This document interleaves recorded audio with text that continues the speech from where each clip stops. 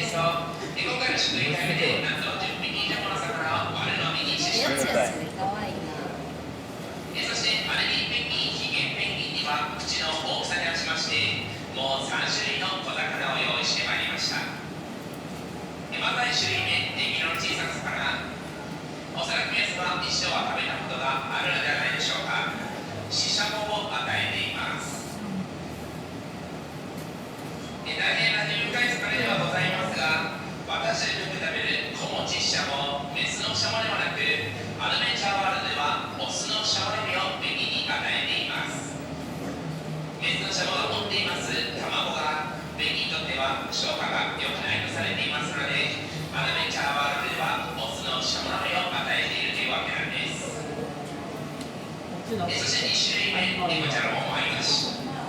最後の1種類、特徴的な細長い魚がコウナコを与えています。これにさまざまな魚を次に魚を与える際には、魚の頭の方から順番に与えていきます。もしも尻尾のから与えてしまいますと、時には魚の鱗や粗品などが喉に引っかかって飲み込みにくい場合がございますので、基本的には飲み込みやすいように魚の頭の方から順番に与えていきます。またペンギンの目には視膜と呼ばれます薄い膜がついています。この膜がゴーグル代わりになりまして、しっかりと水中の中でも目が見えています。ですので私がこのようにプールの中に餌を投げ入れますと、しっかりと魚の投げ入れまして餌もしっかりと魚の頭の方から選んで食べる姿ご覧いただけるでしょうか。両手にくちばしを使いまして魚をくるりと回して魚の頭の方から選んで食べるそんな姿をご覧いただけているかもしれません。しかし中にはとてもお腹が空いているペンギンや少し慌てんぼうのペンギンですと、時には魚の頭の方から食べてしまうそんなペンギンも暮らしていますので、ぜひ皆様この後もペンギンが餌を食べる姿観察を変えていきます。ほぼ漏れちゃっていますので、ペンギンを顔で見分けながら魚を与えているのかと言いますと、残念ながらほとんど私も顔は同じように見えてしまいますので、顔ではなくペンギンの右の翼についていますラクダを見て全てのペンギンを見分けていきます。近くに来ましたペンギンの右の翼、フリッパーでおられます付け根をご覧いただきますと、何やら真っ赤なようなものをつけています。さらによくご覧いただきますと、中には小さな色の粒がついていまして、一番一番この色の配列が異なります。率が消えていまして、少し暗いような状態でペンギンが暮らしているなとお気づきになったお客様いらっしゃるのではないでしょうか。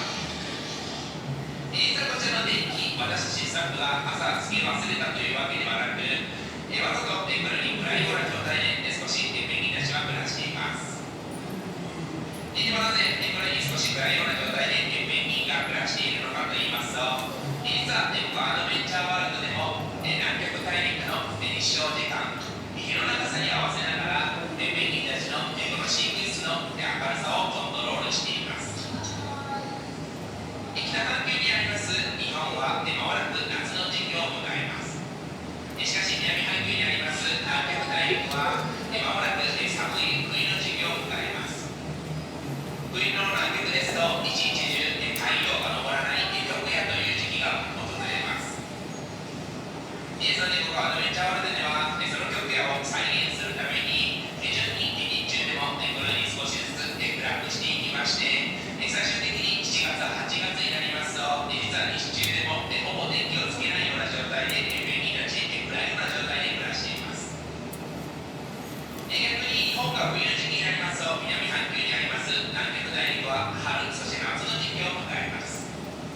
夏の南極ですと逆に一日中太陽が沈まない白夜という時期がやってきますので、ここアドベンチャーワールドでも営業が終了した後夜の時でも電気を全てつけましてペンギンが暮らしています天井内は明るいような状態で暮らしていきます。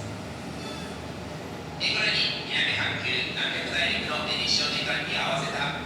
調整を行うことによりましてペンギンは今どういった時間をしっかりと把握し、羽の生え変わりの時期やそして繁殖のシーズン、恋のシーズンをしっかりと分かることができるというわけなんです。さあ、そんな南極大陸が冬の時期になりますと世界で最大のペンギンエンペラーペンギンの恋のシーズン、繁殖のシーズンが始まっています。僕がアドベンチャーワールドで暮らしていますエンペラーペンギンもその恋のシーズン、繁殖のシーズンが徐々に開始しています。